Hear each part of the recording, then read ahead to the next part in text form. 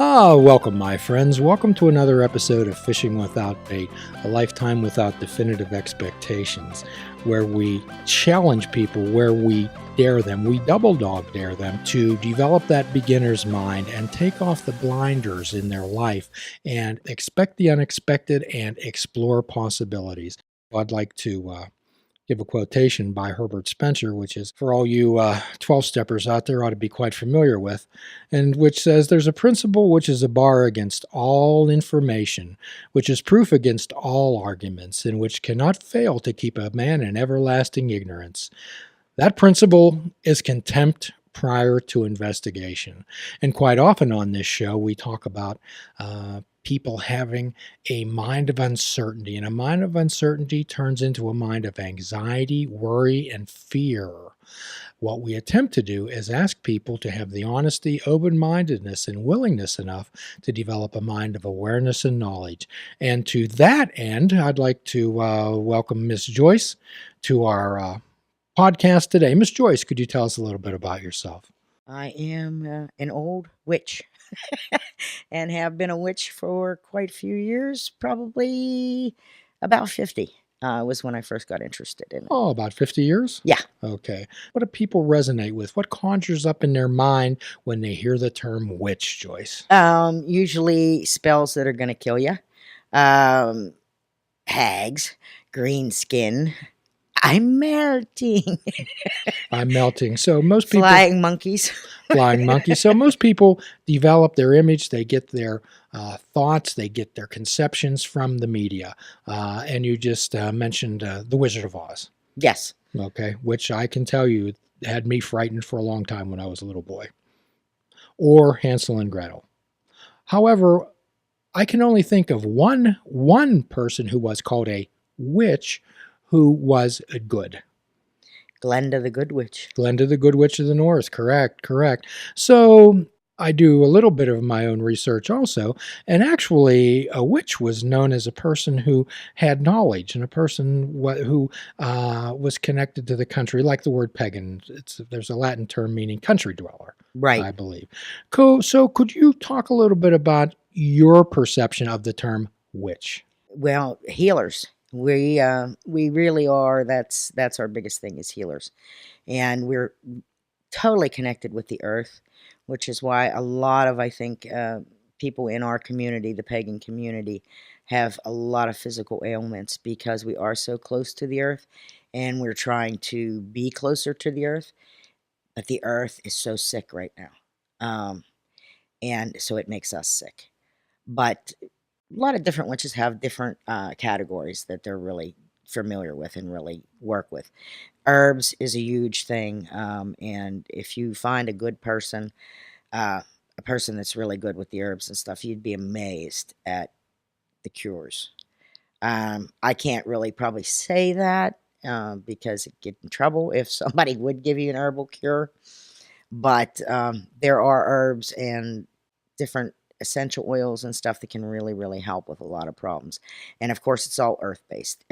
But actual pharmaceuticals today are based on, like, aspirin comes from willow bark. Digitalis comes from foxglove. There's a ton of different plants that if you do the research on them, you'll see that there are synthetically made drugs in the pharmaceutical area, but they're all based on originally Mother Nature's plants. And I do believe, whether you believe in spirit, God, the universe, whatever, I believe that we were put here and we do have everything we need to survive and live a really good life, but we're not in touch with it anymore. So talk to us a little more about the earth being poisoned. Well, I mean, we're dumping so many toxins into the water, into the earth, these landfills, and then we're hurting Mother Earth. We're taking out her core. We're pumping out her lifeblood, the oil and stuff. It's like lifeblood to the planet. And we're just pumping it out and we don't even care. So what then you could say, you could call a horticulturalist, you could call a botanist, you could call Native Americans, you could call people who live in the Amazon, I guess you could call them witches too. In a lot of ways, yes, yes. Um, you know, it falls a lot of times under the umbrella term pagan, but even that, some sections probably would not even approve of being called a pagan. They'd rather be called something else. But in the end, it's all basically people that have an affinity are tuned to nature. So, could you talk to us a little bit about the term Wiccan, which is also greatly misunderstood? Yeah, Wiccan is basically a sect of paganism. Not all witches are Wiccan, and not all Wiccans are witches.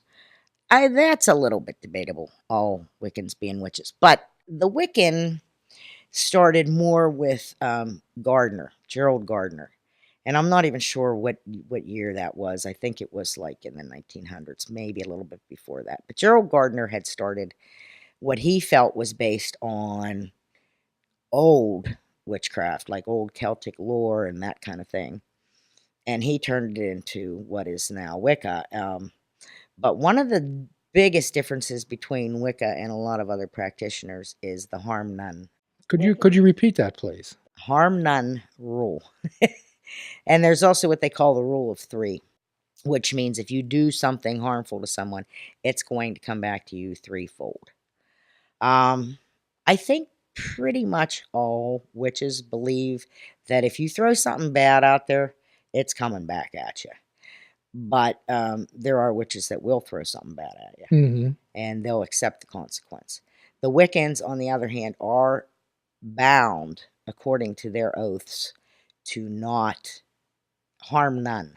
Harm none is a big Wiccan thing. Um, so that's kind of the difference between maybe a Wiccan and a voodoo priest. In voodoo, if somebody does something really bad to your family, or, really is doing something bad to the community or whatever, someone who practices voodoo or maybe even is just a practicing witch, which there are also so many different categories of that too, but they would actually be more inclined and more allowed in their faith to take action. Mm. Whereas the Wiccans are basically, I mean, it's a huge thing with the Wiccans that harm none. So, in other words, most of the other factions, I mean, you have people probably out there that just harm people for whatever, if they say somebody says something rude to them. But as a rule, I mean, witches don't. They don't just go around and like throw curses. Mm-hmm. But the Wiccans, most of all, would be the least likely to curse you because it is basically just not in their laws, in their tenets. Well, people in everyday life, actually, if you've ever been on a parkway in a rush hour, there's people cursing at each other continuously, is there not? Exactly. And what's the difference? Because they're saying something to somebody with evil intent behind it, Right. a harmful intent. Exactly. And my guess is that's what a curse is. It is. It is. Sending negative energy toward that individual. Exactly. With a focus and a vengeance. Exactly. Okay. Exactly. Okay, great. So, in our type of world, and especially the Hindu and the Buddhist, their mantras, which I guess would kind of be like a spell or a chant or an incantation, are basically, it's not necessarily the words, it's the intonation, it's the vibration of, because according to a lot of quantum physics, string theory, things like that, the universe is made up of vibrations of energy. And everything's made up of the same energy: me, you, the birds, the water, the rocks, the trees, which one of the mantras in Buddhism is, in Sanskrit, is so hum, which is I am that, which means that I'm connected to everything. So why would I harm anyone or anything? Because in essence, I'm harming myself. True.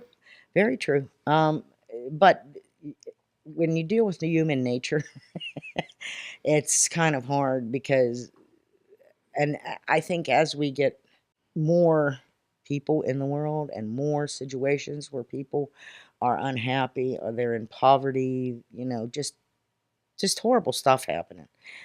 I think people really, they want to blame somebody. And rather than try and be one and realize that we really are all one, you're going to have people that are going to be like, well, no, I don't love my neighbor. I don't even like my neighbor. And if I was allowed, I'd kill my neighbor. Mm-hmm. But to me, it's really, really important that we start to recognize that we really are all one. We're one with each other. We're one with the earth. Doesn't matter what color your skin is or what you look like. You're still a part of me, and I'm still a part of you. Okay, so when one immerses himself and when one lives in the paganish type of practice or the witch philosophy, tell us about your day. Tell us what your conception. Tell us what you go through each day. Well, I'd like to say that, I practice my affirmations every day and that Your re- affirmations. Could you tell us about those? well, to me, an affirmation is like a prayer. And I do my affirmations every night before I go to bed. And what I do is I just, I ask my gods, my goddesses, the lords and the ladies to protect all those that I love.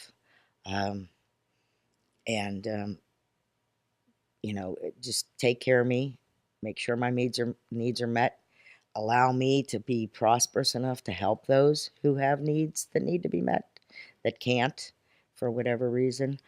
Just probably the same kind of thing that anybody would want to, pray for or wish for.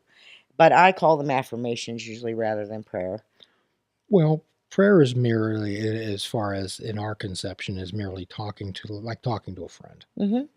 And with the affirmations that you're talking about aren't that much different than a Buddhist or a Hindu meta-loving kindness meditation or affirmation where we, first of all, we ask for ourselves to be happy, one with the universe, to be safe, to be surrounded with love. And then generally we ask for another person to have those same things. And generally what I ask people to do is to pick someone that they dislike for those things. And then at the end, we ask that all creatures be covered with loving kindness, all creatures be happy, all creatures be safe. Mm-hmm. That's my goal. That's what I wish for. And I just don't, to me, it's like we are all one. So it doesn't matter who I pray to or who I believe in. It matters that I do. And I believe in this world the way it is right now, we all need something or someone to hang on to. Something to connect with. Right. And what you're talking about it really doesn't matter gods, goddesses. It's the intention that you're putting out there. Yes. Yes. So it's the intention that you're putting out there. And really, to a lot of people, they say, well, gods or goddesses, I can't buy that. Well, whether you're praying to the wall and asking for someone to be safe and happy and be loved, can that ever be wrong? I don't think so. And I mean, people say to me, well, but you say that, you believe in Jesus. And I said, yes. I said, he was a person that existed. There's no two ways about that. And a lot of witches or people outside of a Christian faith Mm-hmm.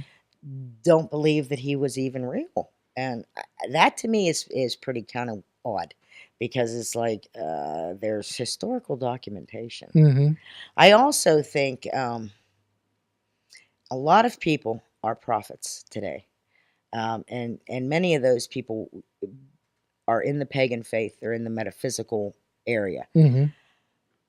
Some of them are being put into institutions because we can't comprehend that maybe they do really have a connection Mm-hmm. to spirit or they really do see what's coming down the line. Mm-hmm.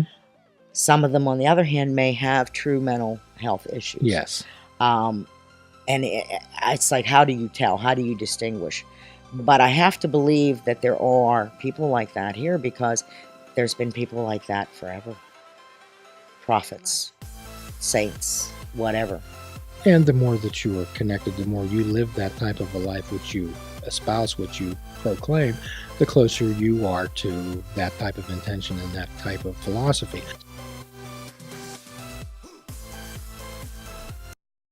Please check out our website at fishingwithoutbait.com, where you can listen to the show, comment on our discussions, and find out where you can subscribe to our podcast.